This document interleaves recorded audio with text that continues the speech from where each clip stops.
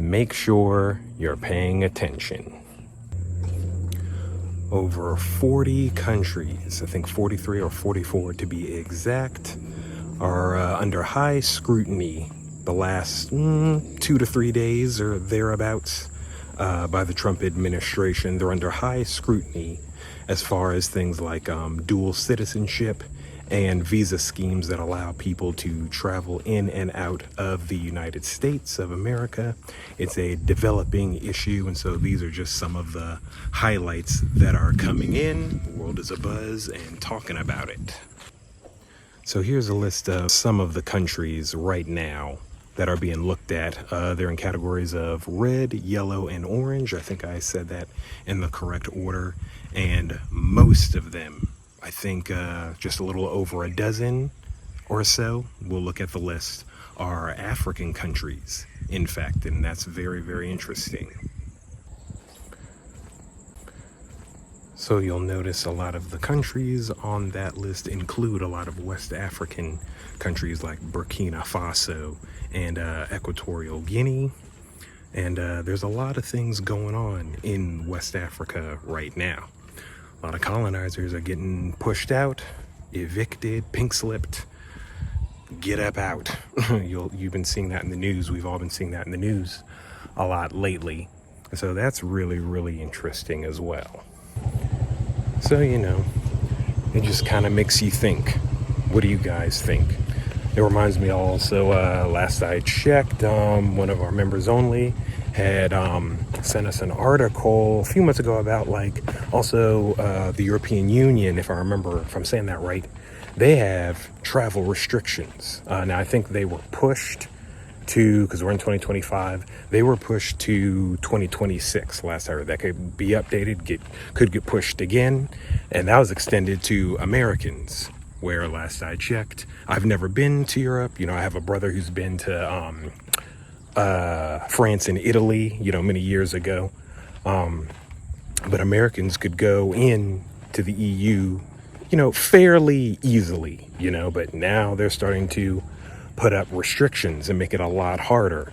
Even some businesses in banking and tech, they're not issuing out certain services. We've experienced that.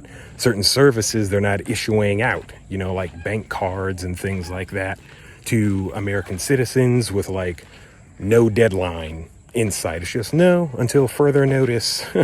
we're not doing that anymore. And it's oh wow, interesting. Now granted, that's not travel related or anything like that, but it is citizenship related, certain services or certain travel is restricted from certain people, basically.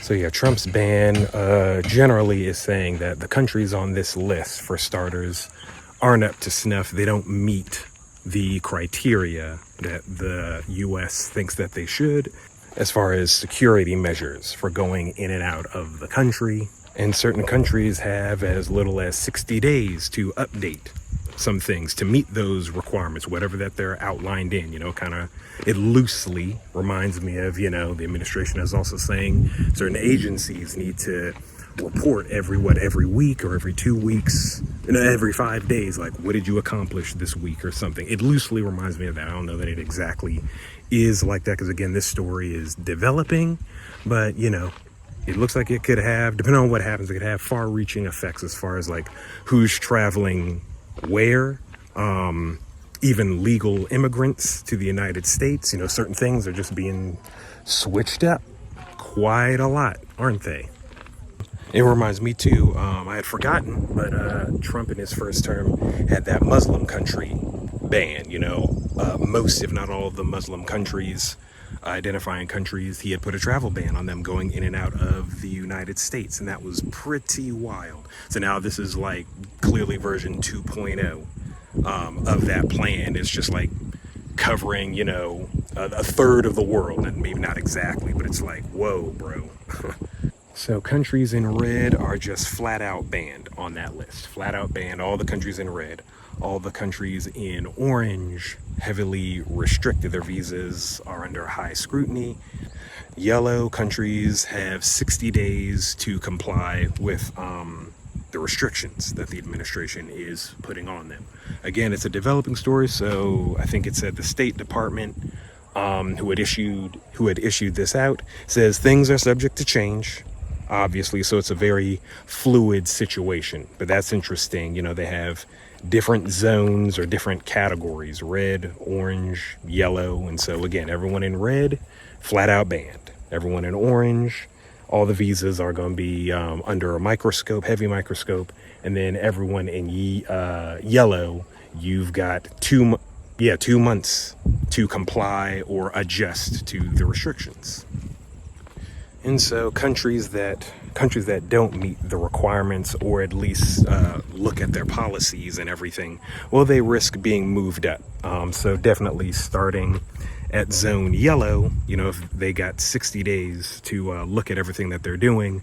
Otherwise, they risk being moved up, you know, to, my words, code orange or a code red type of thing. So it feels like the world, or parts of the world and society, have been under a heavy vice grip since the new administration came in, or I guess at least depending on who you ask. And it just seems like this ban is just tightening that grip more and more and more. So that's about it. Those are just the basic highlights. The news is everywhere. So this is why, you know, here on our channel. So yeah, we're living out here in Zanzibar, and the story is continuing to grow. We'll see what happens. You know, we're just in March. The year still kind of just started in a sense. So we'll see what happens. You know, comment below and let us know what you think, because a lot of you guys, like us, you want to be full-time expats, you know. But I don't know, some of you might have family. I don't know, do you have family from some of these countries or not? Or, you know, how does this affect your travel plans, if any? You know what I'm saying? You know, we also, we're looking into this ourselves because we're interested in exploring more of the world, living in other places. We're really glad that we found those visa-free countries for Americans list. You know, a lot of things are shifting.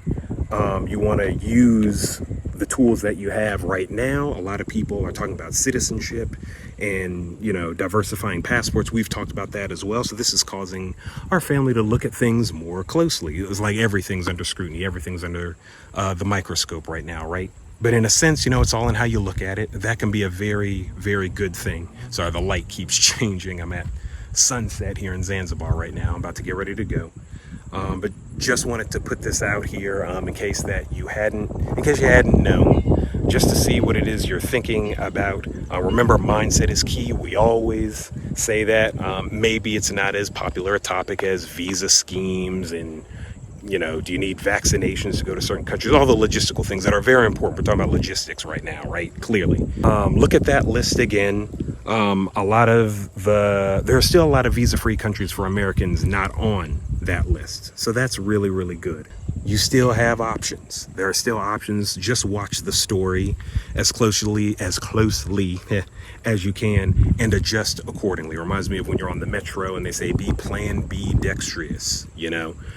Ambidextrous means you can write or something with both hands. Will be plan B dexterous. Have a plan A and B and C and onward, so as that you can get to where you want to go. So I figured the metaphor would be apt. You know, this is really causing us to continue to be as wise as we can, manage our emotions and our plans, because things are always changing all the time. Governments are doing different things all the time. You know, there are some countries, that's why you want to look at the visa-free countries, because there are other countries that are putting restrictions, like I mentioned, the EU, you know, that's a collection of countries.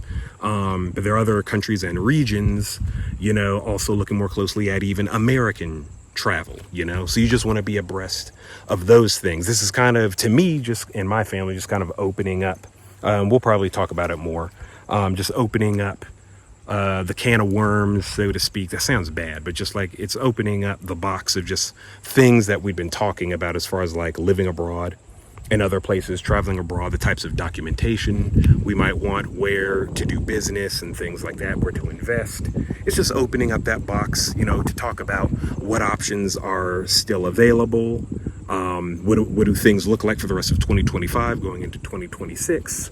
and also, of course, to stay in prayer and stay before the Creator, stay before the Most High Yahweh, stay in prayer, so that we don't fall into depression or just don't do anything, right, and sit on our butts. And it's like, oh, the administration or whoever, everyone's telling me what to do.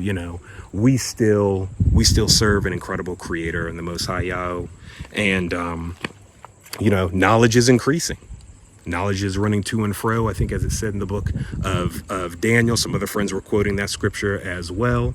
And we just have to continue to stay vigilant, continue to stay creative. A lot of things this new administration is doing is it's squeezing us, like I said, and it's causing us to really think more creatively and more out the box as far as making sure that our livelihoods and our families are living well, and making sure that we're prospering, So that's it. Thank you if you made it to the end of this video. If you're new, welcome. If you're a longtime subscriber, welcome back. Again, newsletter, Move Abroad e-course, members only videos where we talk more in depth about matters like these and more for those who are aspiring expats, who are retirees, who are looking for expat income. All links to those things are in the description of this video. Stay blessed, and we'll see you in the world somewhere. Awaken with Mark is a channel that is charting the journey of our family. It's what happens when an African-American family relocates to the continent of Africa. And I'll tell you what happens. We start winning. That's what happens. 1 9